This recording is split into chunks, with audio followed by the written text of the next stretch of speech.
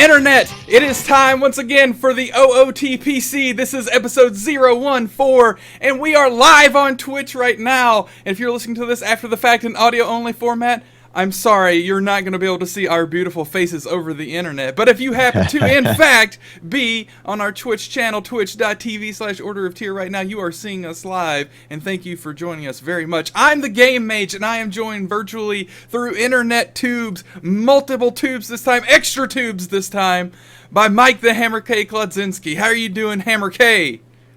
I am lovely. What about you, Mr. Game Mage? I'm doing excellent. As you can see, and you being anyone watching this on Twitch, I am in an interesting location. I don't really want to spoil it for the Hammer K because he actually can't see it right now. So I want to get him after the fact. But welcome to this spoopy location.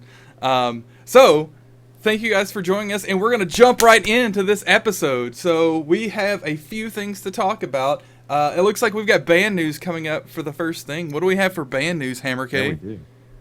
Bro, I don't know. I was going to ask you if you had any band news to deliver. You know what? I don't. I'm just mixing away. I think that's it, really. Yeah. Actually. So. Not dropping any bombs this week. Yeah, we dropped a big one last time. So. Yeah. All right. Well, on to the next topic. We're clicking that right off the list.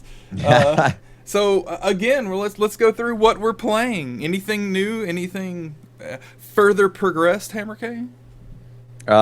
Yes, I playing Silent Hill Shattered Memories. Oh yeah. Let's see, how far am I in that? I think where are you I at? am at I'm about to go into the school. Dude, that's like the beginning of the game. I mean, you know, I've progressed a little bit. But yeah, so that, and I am about to beat Teslagrad. Sweet. I've progressed through pretty much the whole main quest, but there are these things that you have to collect, and I don't have enough of them to play the final boss. So I'm kind of at this crossroads right now where I don't know if I'm going to actually complete the game or just move on with my life or what I'm going to do. Because it's kind of like this whole like tower that you have to go do all this stuff in, and so I pretty much have to go searching all over this tower to see where I did not pick up these thingers. Oh, jeez. So I'm not quite sure if I'm gonna tackle that or not, but yeah, that's about all I got right now. Jabatuya, what about you?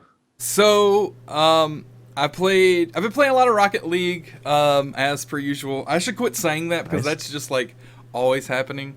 Are you breathing oxygen today? I don't get it. Because playing Rocket League is like breathing oxygen. Oh, right. I see what you're saying. Yeah, definitely. Yes. Duh, yeah. Okay. So, but yeah, I'm always playing that game, and I think I'm actually getting worse at the game, to be honest. I don't know if I'm actually getting better, but it's a fun game.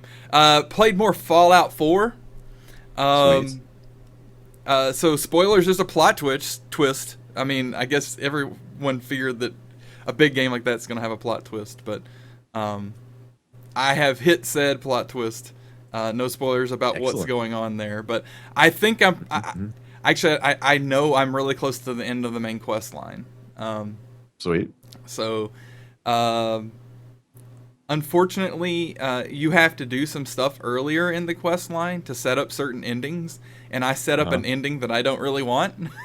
So, oh well, I kind of it's too late now, right? You know, it's point of no return sort of stuff. So, I'm just going to play through it just to get to the end, and I may play through with another character to do it a different way, but the game is pitiful at letting you know that when you make this certain choice that it's a game, literally a game-changing choice that you're making.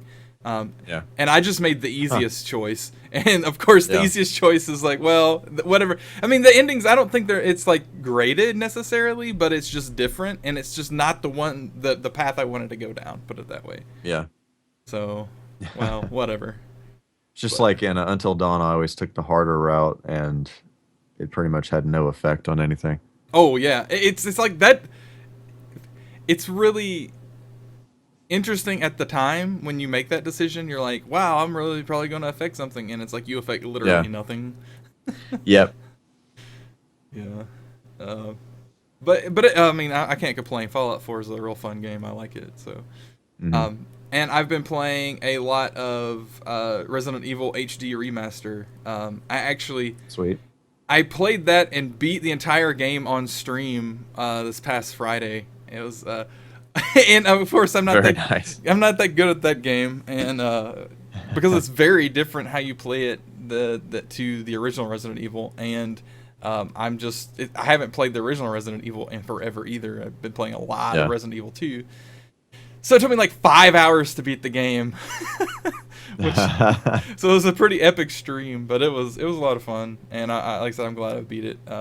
Unfortunately, I chose easy mode, so the only thing I unlocked was one costume for Jill and the once again mode, which is like where Mhm. you can. So like after you beat the game once, you can on any mode you can play it on hard. Um, Yeah.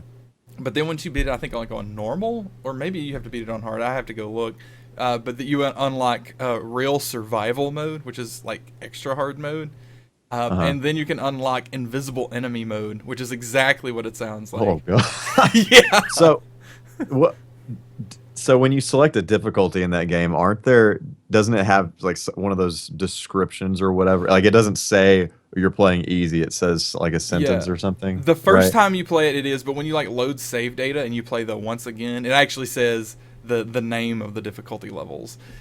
Okay. That because it's fun. When I first started playing it, I isn't so very easy is an option, right? So yeah, the first time you play it, there's three options, and it Uh-huh. says, "How do you like to enjoy your time outdoors?" or something like that. And one's like, "I like to hike steep mountains. A lot of effort, but a lot of reward."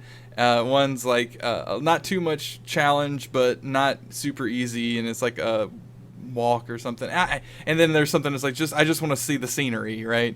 Yeah. So those Yeah. three are normal, easy, and very easy. So it's funny because when I first started playing the game, apparently I picked very easy. And when you're playing it and your account's on PSN and everything, people can see what you're playing. Yeah. And so it apparently broadcasted across PSN that I was playing Resident Evil HD Remaster on ultra very super freaking easy. And I got a message from one of my friends on there, and it's like, really? You're playing a game on very easy? I was like, what?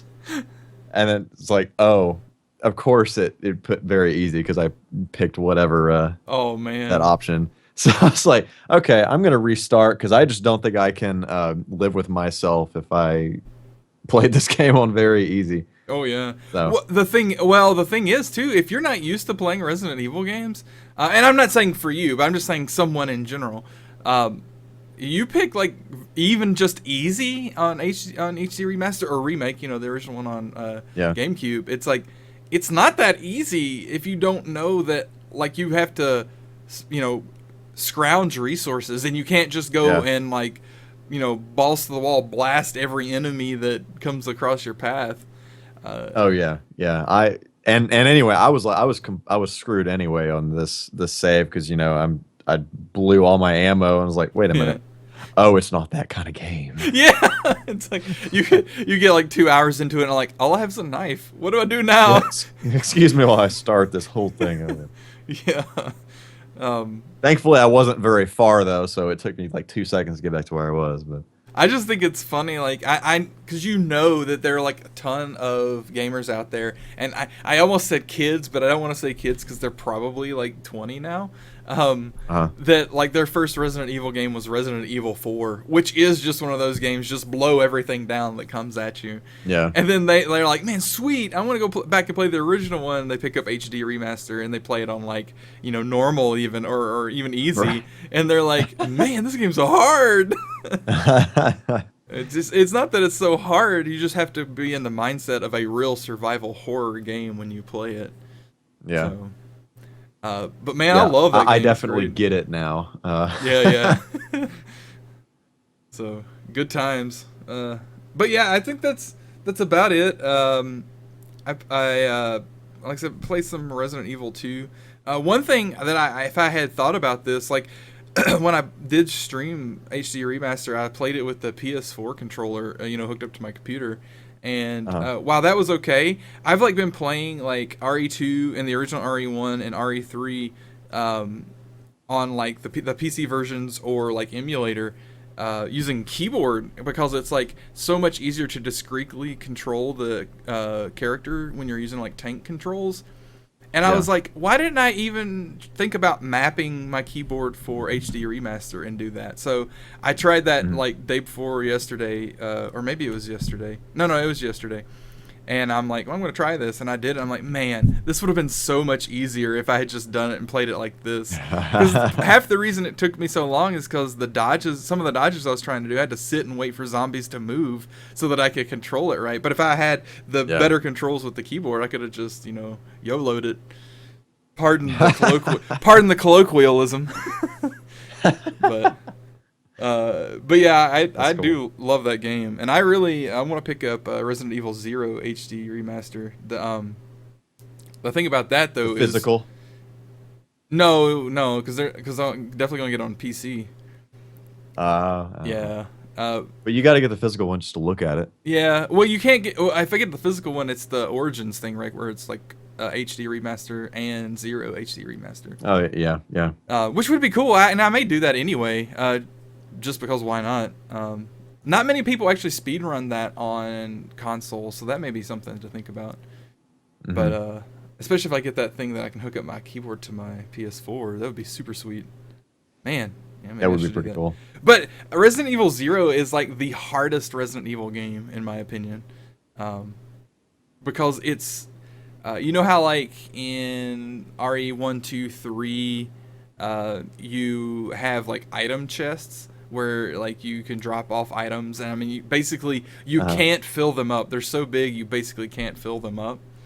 And so like you can drop it off at a save point where there's a chest, and then like anywhere else in the game if there's a chest you can open it up and get the item that was in it. Well, RE0 doesn't do that. You have no item boxes in that game. But you can drop items on the ground. So that's kind of like you can do that in RE4 too. You can drop items. Yeah. But RE0 you also have to control two people, not just one person. So you can have them together and be controlling one and the other one just follows, or you can have them separate and then you can switch between the two you're controlling. Okay, cool. And they have a lot of cool puzzles that take advantage of that mechanic. But there's an item that takes up like 2 inventory slots that you have to have up until a certain point of the game. And if you don't have it with you, then you have to backtrack the entire game to go find where you dropped it. And so Holy motherless. In your first playthrough, you don't know that you're going to need it, right? So you're like, man, this thing's too huge. I don't have anywhere to put it. I'm just going to drop it.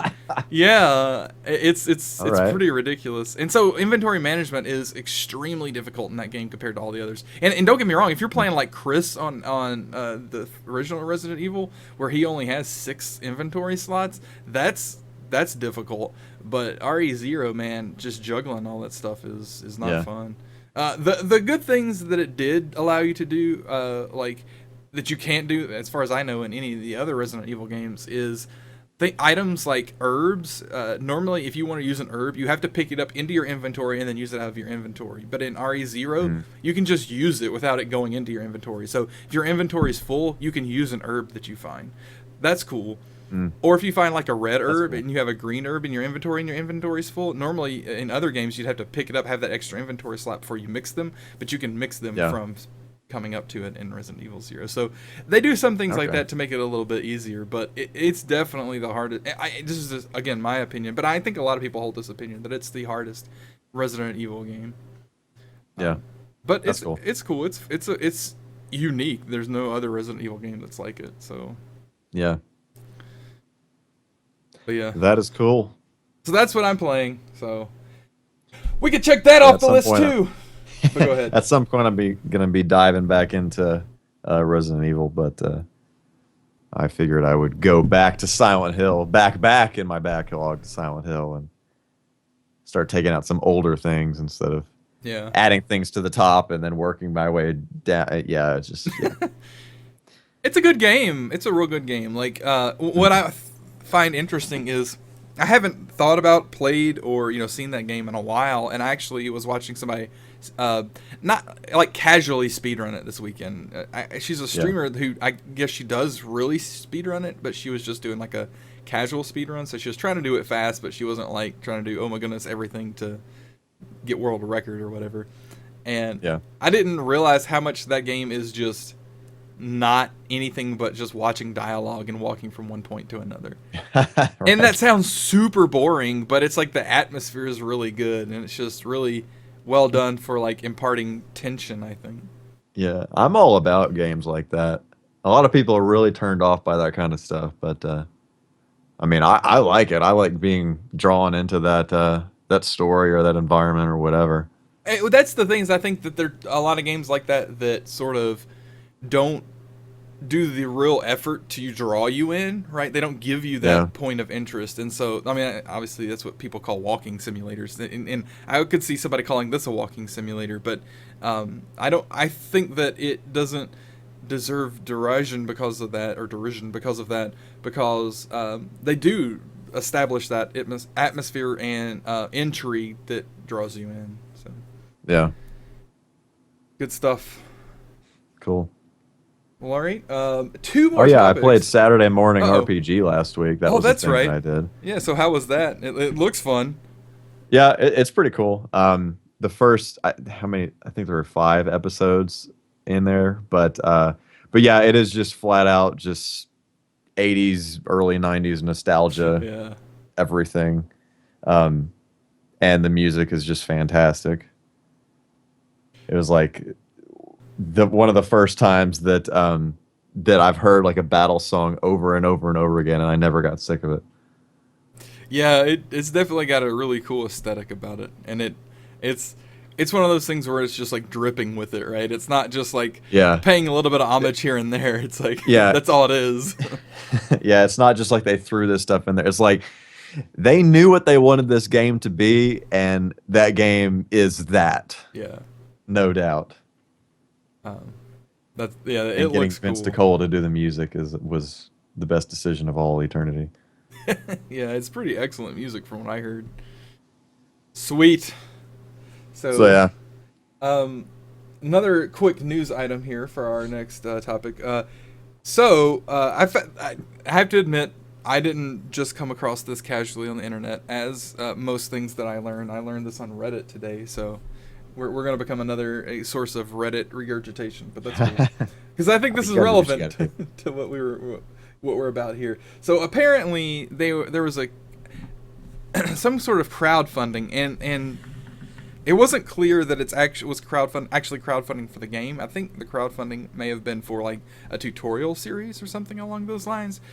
But the guy who was behind that was making this game called Ant Simulator, which was going to be like a realistic ant simulator, like Sim Ant, but like for a new generation. Yeah. And it was like a passion project of his, and he had like a alpha application working, and you could see it working, had videos of demonstrating all kinds of stuff. And so it wasn't like one of these things where like he was just trying to take some money and run. He just wanted some more money to push the passion project. Well, he got involved with these 2 other shady characters, and I don't even know, I have to admit, I didn't even read the article. It's just the headline grabbed me. Yeah. But this was on the Not the Onion subreddit, by the way. That apparently these other 2 guys took the money that got crowdfunded for this game or whatever he was working on with the tutorial series, and they blew it on alcohol and exotic dancers. What else, right? What else? Yeah, I mean, that's what money's for, right? Nothing else. That's what crowdfunding campaigns are for, right? Everything. I mean, yes. that explains crap, what's that thing?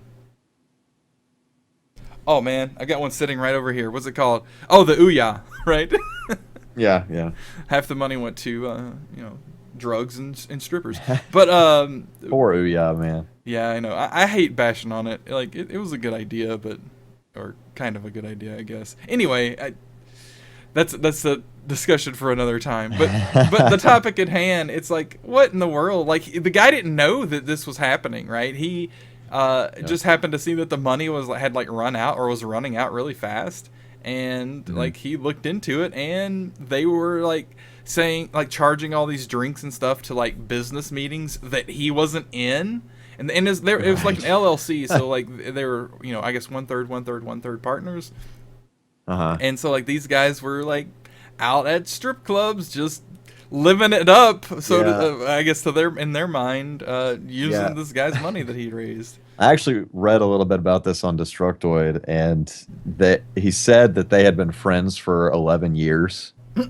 He'd had actually been friends with these people for Brother, if you do this to me, I'm gonna come hunt you down. I would hope you would do no less to me. Right, exactly. So yeah, this wasn't like he just went up to some random dudes and was like, "Hey, Brad, look what I got under my cloak here." You know, but he had actually known these guys for 11 years. That is terrible. That is so terrible. I can't even imagine. Like, what kind of buttheads do you have to be? One, to do this to anybody, but two, to do this to somebody that you've known for a long time. I mean, obviously, and it's not. Apparently, it wasn't just an acquaintance. They were friends to some degree. Why else would he have, you know, invited them to do that? Yeah. That's just that's sad, because like the guy had to resign from the LLC and like just pull out from all of that stuff, and it's I mean, he said they pretty much had covered all their tracks on this stuff, so like there was almost nothing he could do about it at this point. So scumbags. Yep, that sucks. So there's a related article on Destructoid that it said that this is finally a decent looking simulator, or was going to be a decent looking simulator. So. Right. Not shower with your dad simulator. Right. Although Octodad is a great octopus as a father human being thing simulator. It seems extremely realistic. Yes, it is. It's literally the most realistic game I have ever played. I can believe it. It changed my perspective on life. It made me want to grow tentacles, actually. Just watching it made me both impressed and uncomfortable. Right. But in all seriousness, it is a great game. It looks cool. I can't even imagine what it's like controlling it, though. It's only like 5 hours long, for like at most 5, but maybe like around 4. So, yeah, at first it's very strange to control, but once you kind of get used to it, it becomes, I mean, for what it is, intuitive. I know that's the last word that someone would use to describe that game, but my control of all 8 of my limbs. Right. Once you figure out how to control it, it makes sense. Yeah. But there's kind of like, there's this level though, like a threshold, like you get to this level and you're like, I can control this game, but there's still this like uncertainty that screws you up left and right. Like if you've ever seen that video of Markiplier playing this and trying to go through the science museum. Yeah, that's exactly what all over the place. And I don't remember exactly what it was. It's like if you hold down the thumbstick in a direction or something, then the arm kind of slowly raises.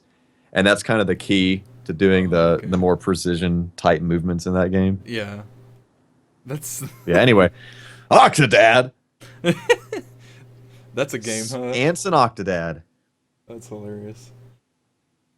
And the last topic for this evening's podcastedness, actually it's a couple things in one. It's some combo topic. Yeah, man, it's a whole bunch of bullcrap going down, revolving around YouTube and prominent YouTubers and YouTube itself. So, where do you want to start, Mr. Hammercade? I'll let you go first here. I guess we can start with the Nostalgia Critic one. Yeah. That one hits closer to home for me. Yeah. So what's his name? Doug?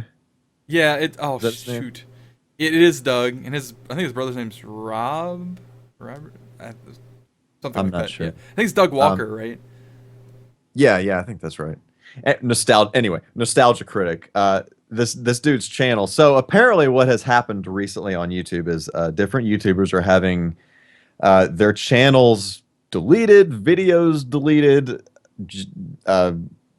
like copyright strikes thrown against them, Community and strikes.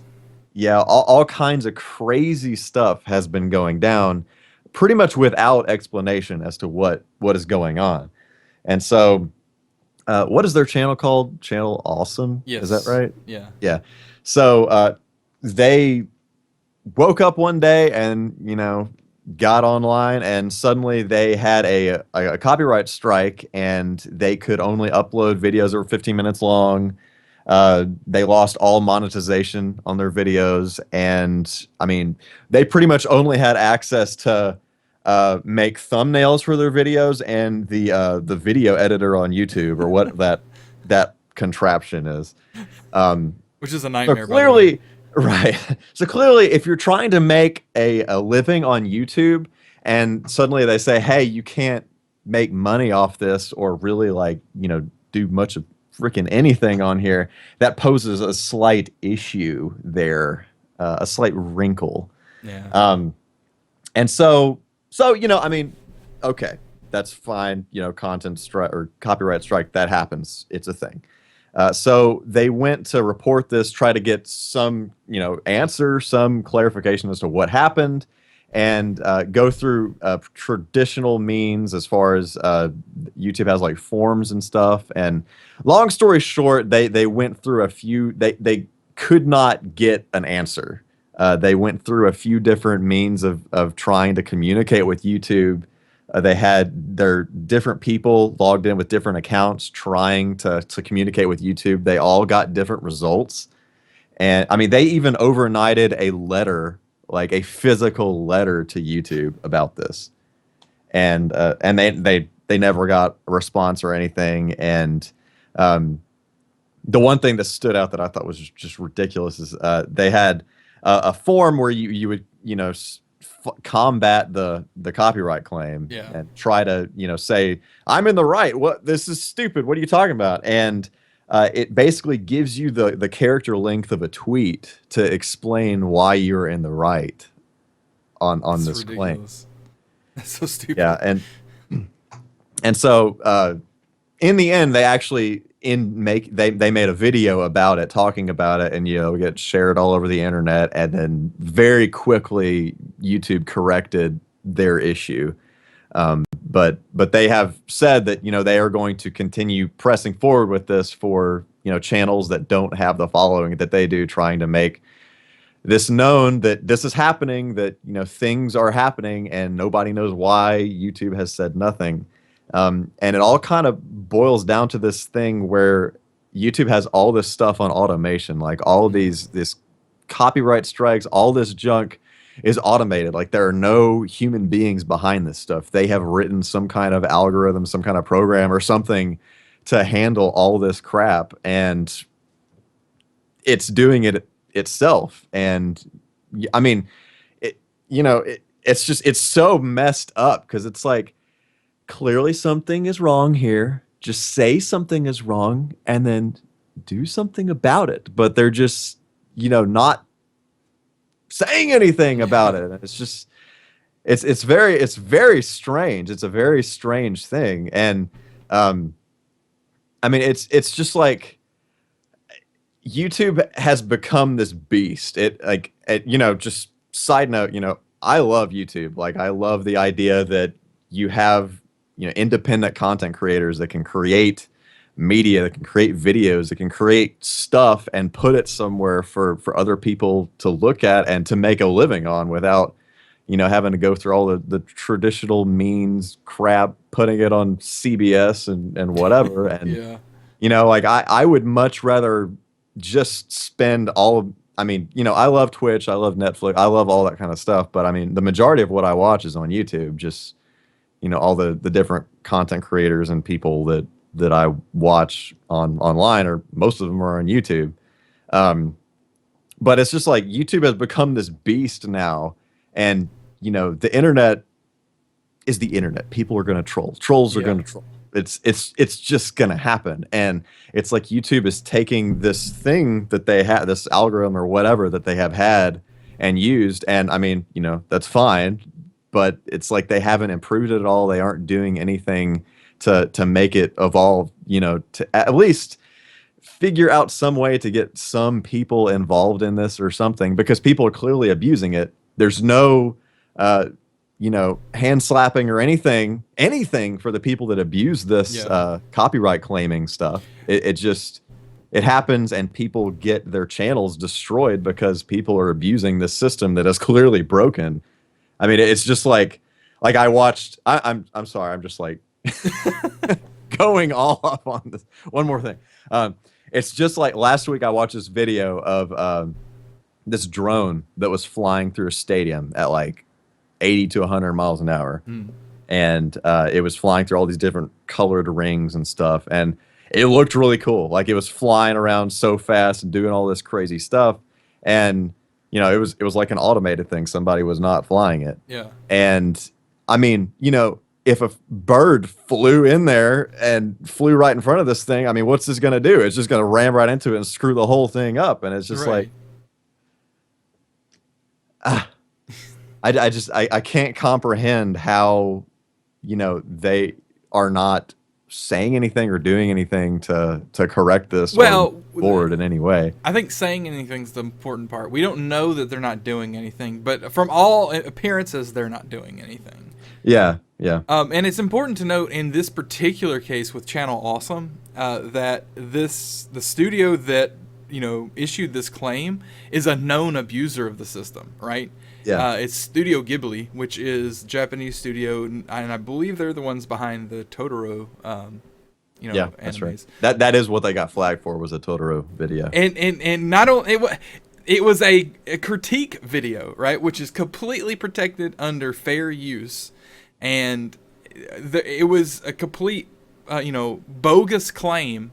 That was automatically acted upon with this automated system. And the problem is, I don't think that it's necessarily a problem. Okay, so I have before made it well known my thoughts on copyright and trademark and things of that nature. I don't believe in any of it, but putting that to the side, speaking within the current legal context, I understand having an automated system to respond to, studios who, are verified that, this is this studio making a claim against a video that is definitely about their product.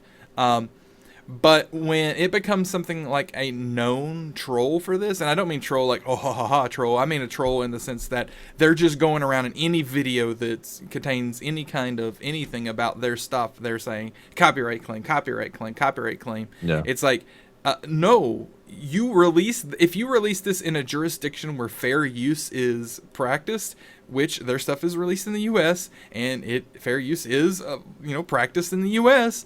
You can't just say, oh, you can't talk about it. You can't. No, I'm sorry. Part of the agreement of you releasing in a certain territory is that you have to abide by that territory's laws. The thing is, they know that this is automated on YouTube. They know there's not going to be a human to step in and correct it when it's wrong. So they're just they have no, like you said, they're not getting slapped on the hand for it. They never will, and that's a problem. Right? Yeah. If YouTube's going to automate this, then they need to automate a feedback mechanism such that when crap like this goes down and, people's livelihoods are affected by it, they need to get strikes, right? And the more strikes that a studio making claims has, the less immediacy the material is, struck with.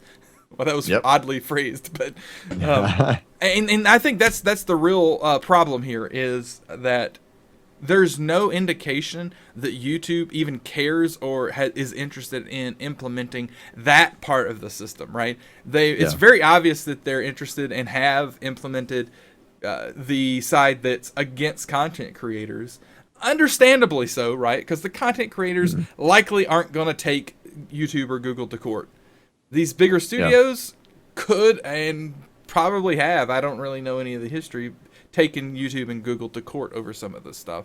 So that's Yeah. understandable. But it's going to get to a point where these studios are going to lose that clout that they have. Not just, with their status as, being producers of this content, but also just with the sheer money, right? It's going to get to a point where they can't just throw lawyer muscle around, or it's going to get to a point where YouTube pisses off so many of its content creators that they just go away, or some other competitive platform comes up that is just taking all of that business away. When if it's a channel making YouTube $10,000 a year here, $50,000 a year there, $100,000 a year somewhere else, maybe they're not interested in the one-off. But when you have like a mass exodus, they're going to pay attention because that's their business model. Yep. So it's bad, and I mean it's real bad. I have an extremely sour taste in my mouth about YouTube now, like to the point where I've been doing more stuff on Twitch just because. I mean, yeah, I export it to YouTube, but I only do that just because I know there are people on YouTube, and if that can send people my way in general, I'm doing that. But case in point, and this is fine. I don't have any problem with this, but I was streaming Rainwave before one of my streams recently that I had exported out to YouTube. I got an email about the copyright strike, or not strike, but the copyright claim before I even got the email that the video was on YouTube. Isn't that hilarious? Wow. I mean, I understand that, and that's fine. And I only was exporting it so that I could get it to edit it, and I was going to edit all that stuff out anyway. I had exported it as private, so that didn't bug me. I just went in and said remove the content, and they just muted the video for that period. That's fine. I don't have a problem with it. But they're big up on it, and it's like if you do that enough in an automated manner where you're in the wrong by doing it, and I'm not saying they were in the wrong by doing that, that's totally legit, but when you're in the wrong by doing it, you're gonna just make people go away. They're not gonna want to use your platform.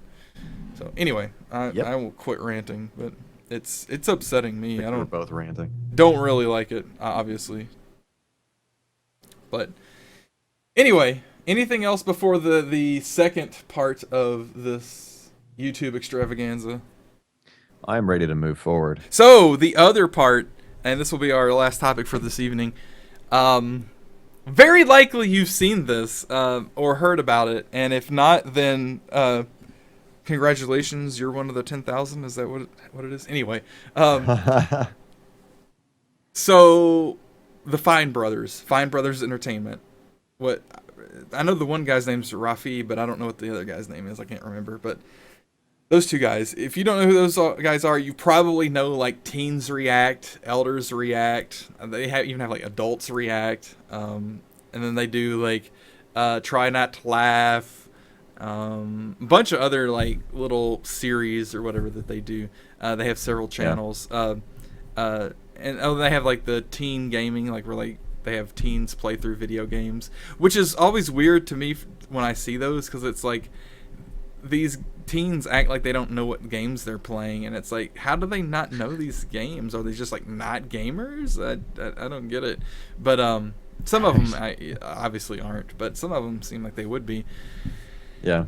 Anyway, so they, obviously they have this whole channel or set of channels based around people reacting to things and filming the reactions, asking them about stuff after the fact, and it's entertaining.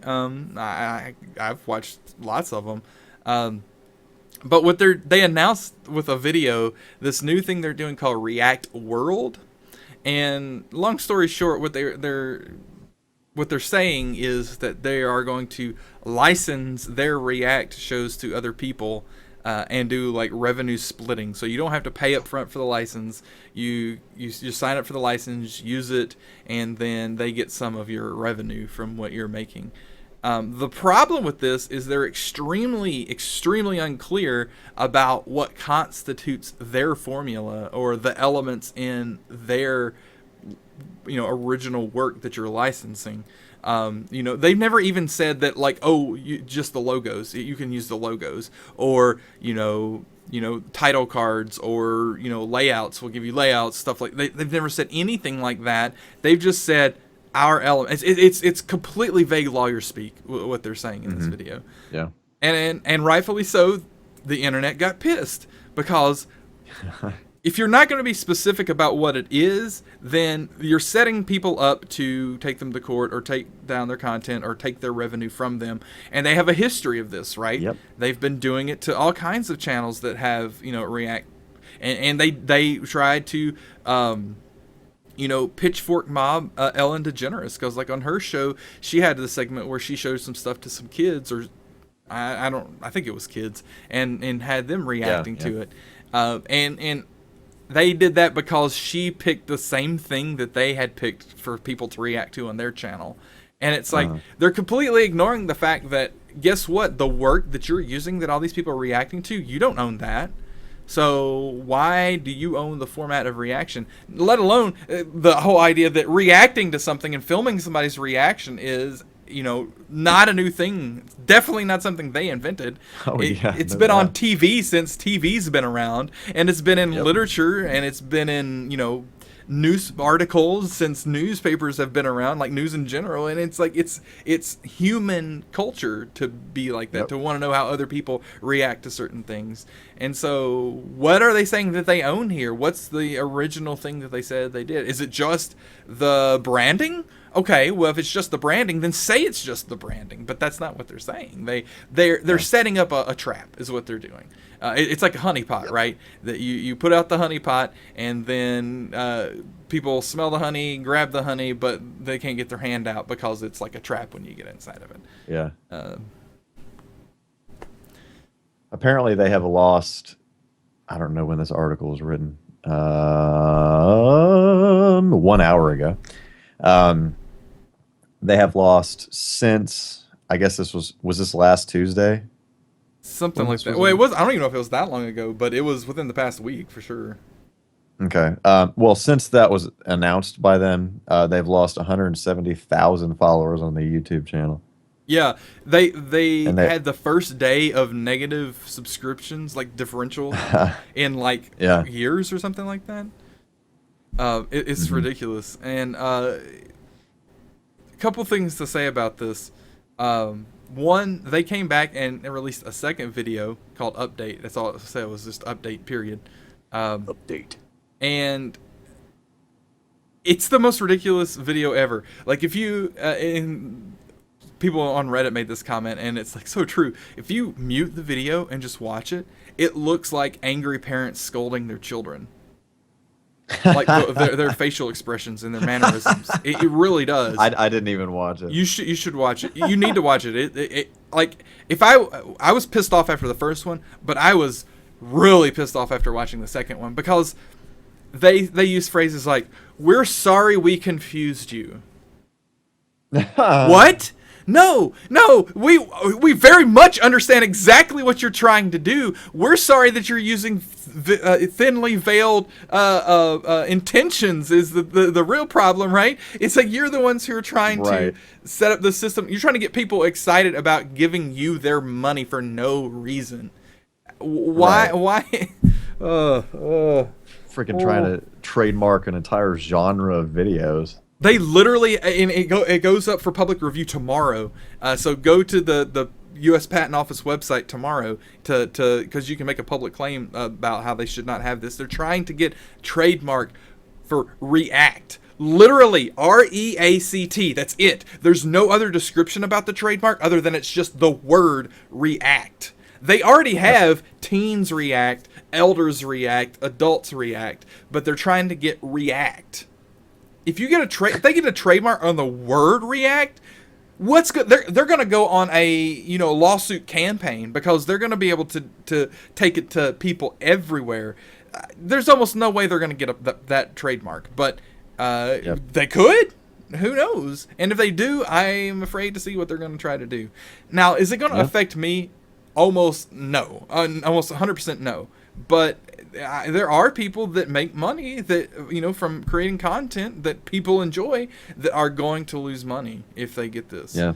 And it's ridiculous. I mean, on its face, it's just patently stupid. Man, there's a website. It's thefinebrosdemiselive.com.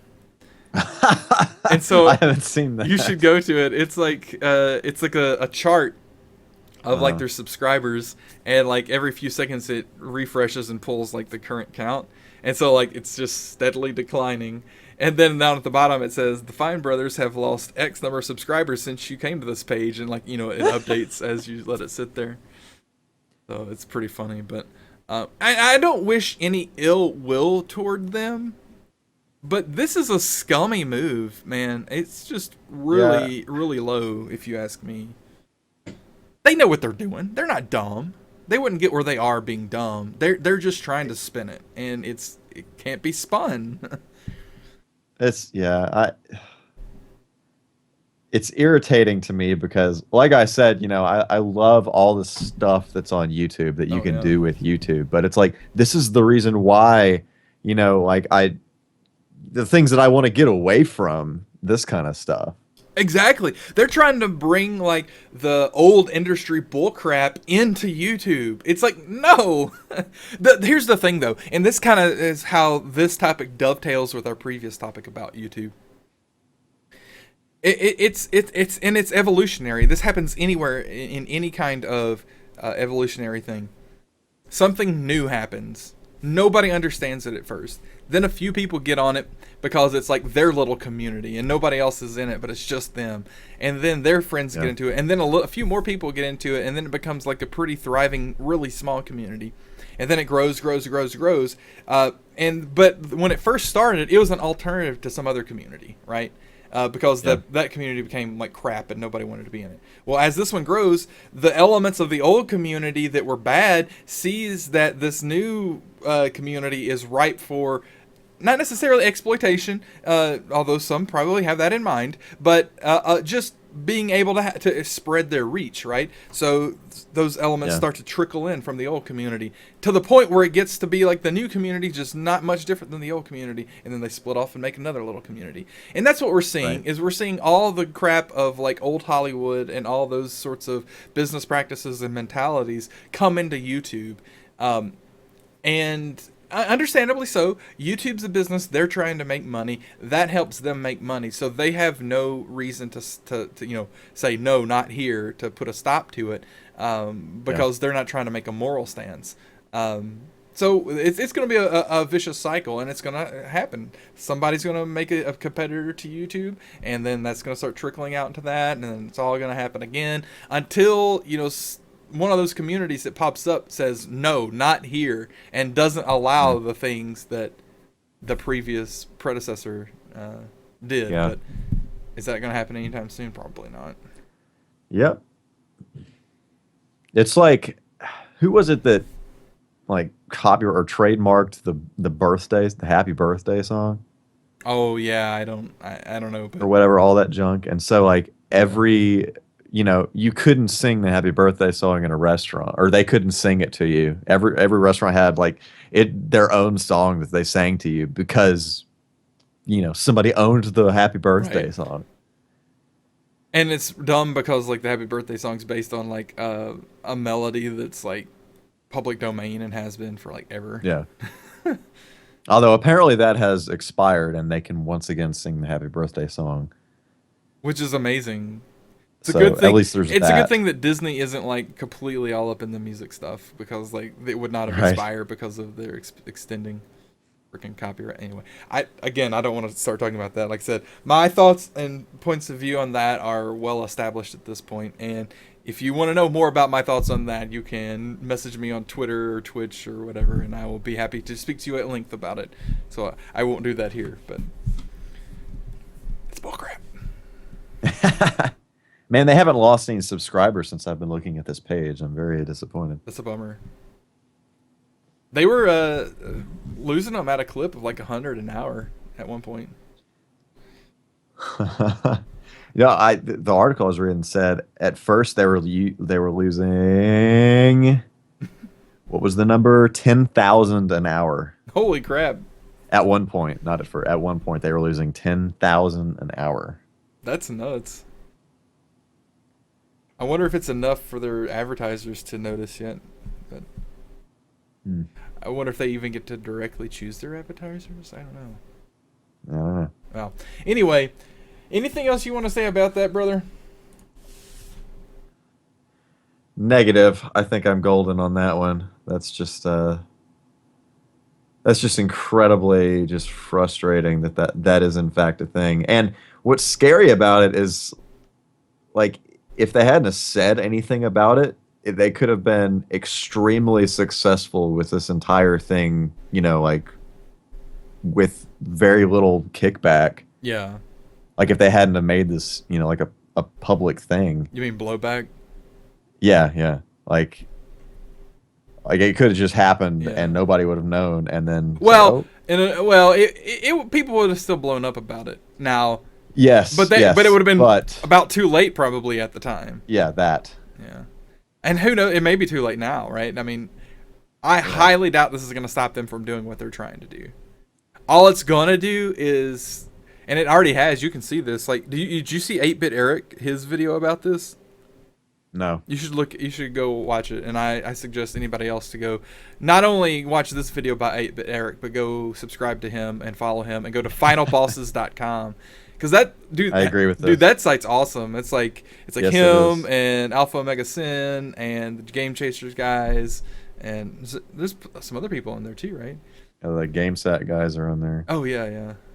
It's a great site, so check that out, finalbosses.com. But yeah, he's actually had claims from them already, like in the past, and he never said anything about it until now.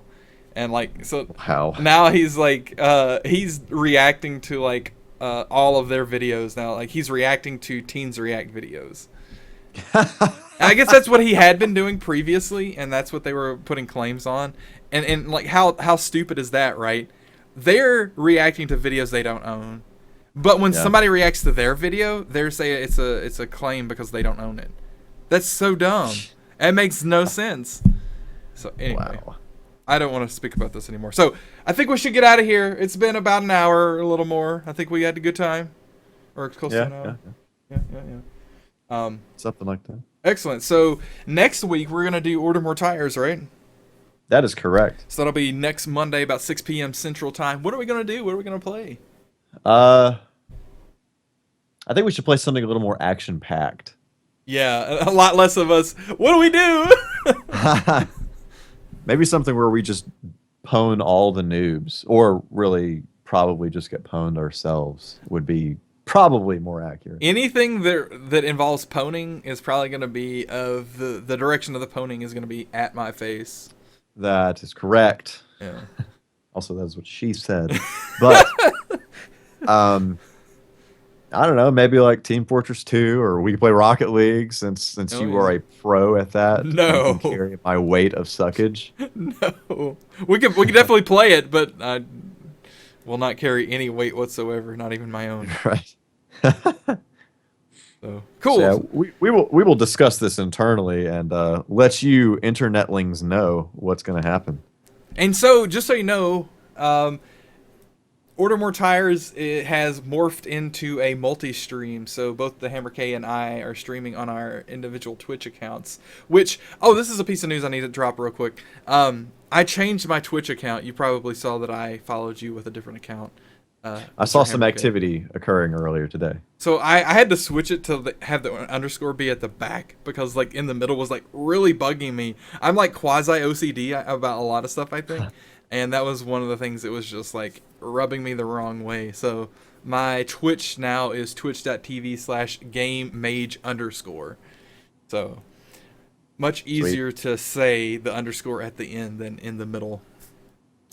So yeah, it's and Mike is over at twitch.tv/the_hammer_k. And I just realized we did not host this podcast on our streams. Yeah, I thought about that right before we went live, and then I forgot about it as soon as we went live, and so it didn't happen. Next time. Yes, next time. we're still a work in progress. We're trying to get off the ground with all these internet things. Yes, we're old people, so bear with us. Speaking of which, I have a logo on the way. Uh-oh. Yeah, so yeah, that is the thing. Dude, I'm excited. Looking forward to see what happens there. I saw you have a new domain, Yes, thehammerk.com. that is the thing that I have. That's excellent. I'm currently in the process of redoing my websitery to Excellent. make way for the media. Excellent. Sounds Content that we sounds shall delicious. create. Sounds delicious. Yes. So, all right. Well, let me do the getting out of here plugs, if that's cool with you. Yes. We are Order of Yes. Tier. We are a video game metal band. You can check out our music at videogamemetal.com and also soundcloud.com/videogamemetal. Elsewhere on the internet, we are at that site /Order of Tier. So Twitter, Twitch.tv, Vine.co, Instagram, Facebook, YouTube. Where else? I don't know. Other places.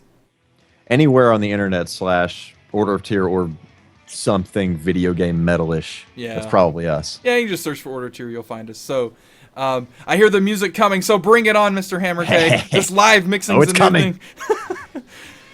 So thank you guys so much for joining us on this, the first Twitch-based and, exported to YouTube if you're watching it there, and put on SoundCloud and iTunes if you're listening there. Stitcher as well.